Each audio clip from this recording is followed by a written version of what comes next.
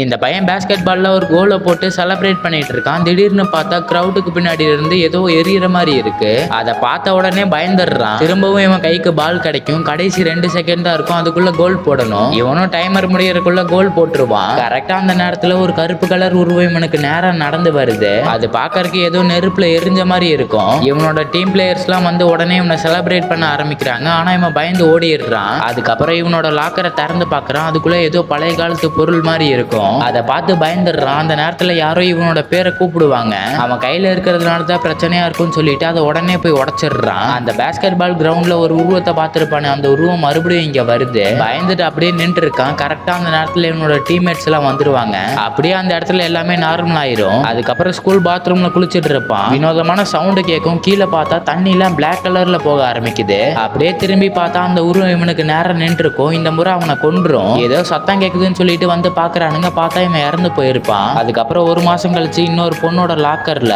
அந்த பழைய